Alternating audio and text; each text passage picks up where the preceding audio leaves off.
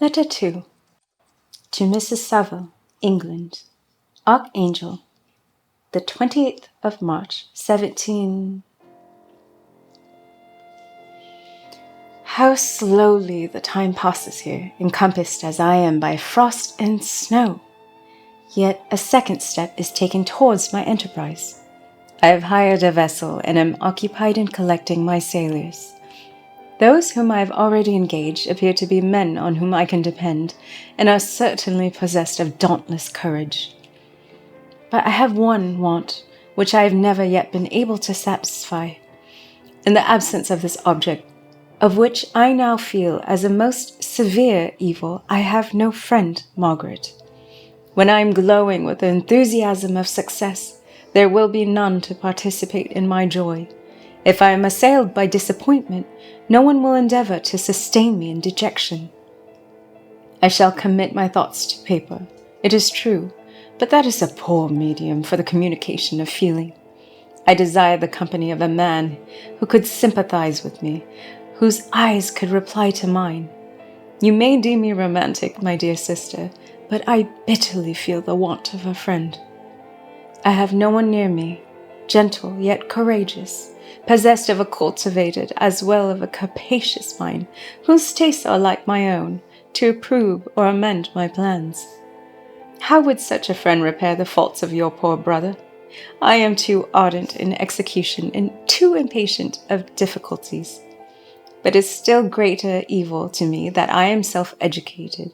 For the first 14 years of my life I ran wild on a common and read nothing but our Uncle Thomas's Book of Voyages.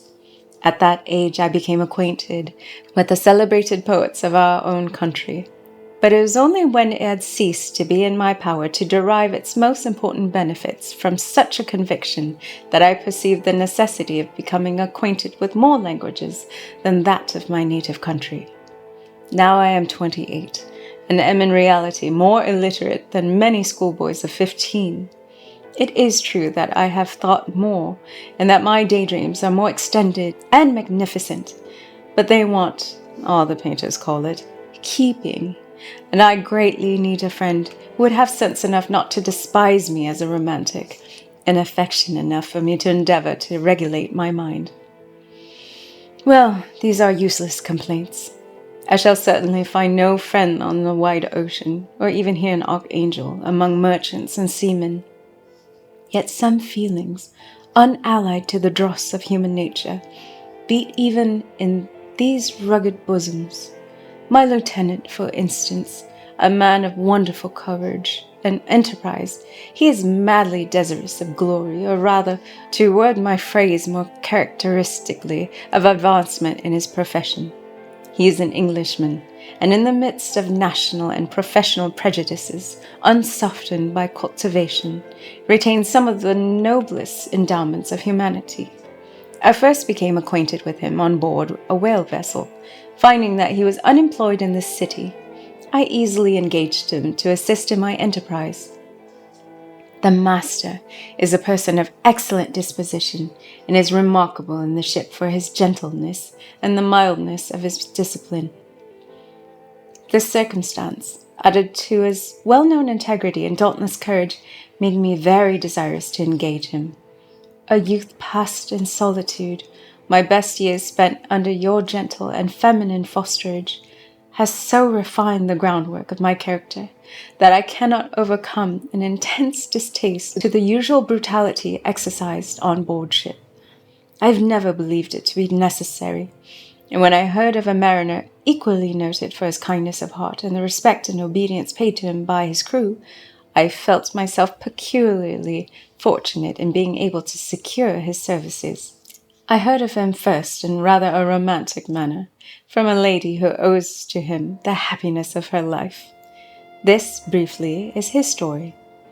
Some years ago he loved a young Russian lady of moderate fortune, and having amassed a considerable sum in prize money, the father of the girl consented to the match.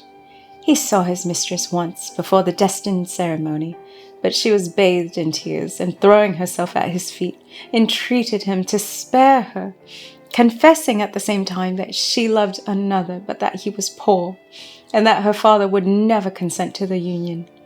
My generous friend reassured the suppliant, and on being informed of the name of her lover, instantly abandoned his pursuit. He had already bought a farm with his money, on which he had designed to pass the remainder of his life, but he bestowed the whole on his rival, together with the remains of his prize money, to purchase stock, and then himself solicited the young woman's father to consent to her marriage with her lover.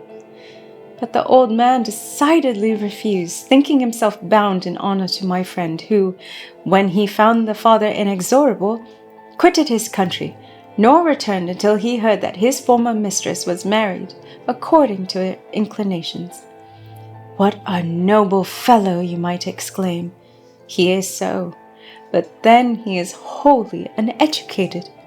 He's as silent as a Turk, and a kind of ignorant carelessness attends him, which, while it renders his conduct the more astonishing, detracts from the interest and sympathy which otherwise he would command. Yet do not suppose, because I complain a little, because I can conceive a consolation for my toils, which I may never know, that I am wavering in my resolutions. Those are as fixed as fate, and my voyage is only now delayed until the weather shall permit my embarkation. The winter has been dreadfully severe, but the spring promises well, and it is considered a remarkably early season, so that perhaps I may sail sooner than I expected. I shall do nothing rashly. You know me sufficiently to confide in my prudence and considerateness whenever the safety of others is committed to my care. I cannot describe to you my sensations on the near prospect of my undertaking. It is impossible to communicate to you the conception of a trembling sensation, half pleasurable and half fearful, with which I am preparing to depart. I am going to unexplored regions, to the land of mist and snow.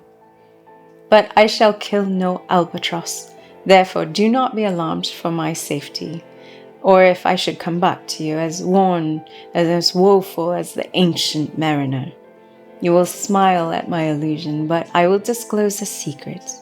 I have often attributed my attachment to my passionate enthusiasm for the dangerous mysteries of ocean to the production of the most imaginative of modern poets. There is something at work in my soul which I do not understand. I am practically industrious, painstaking, a workman to execute with perseverance and labor. But besides this, there is a love for the marvelous, a belief in the marvelous, intertwined in all my projects, which hurries me out of the common pathways of men, even to the wild sea and unvisited regions I am about to explore. But to return to dearer considerations, shall I meet you again after having traversed immense seas, and returned by the most southern cape of Africa or America? I dare not expect such success, yet I cannot bear to look on the reverse of the picture. Continue for the present to write to me by every opportunity. I may receive your letters on some occasions when I need them most to support my spirits. I love you very tenderly. Remember me with affection, should you never hear from me again. Your affectionate brother, Robert Walton.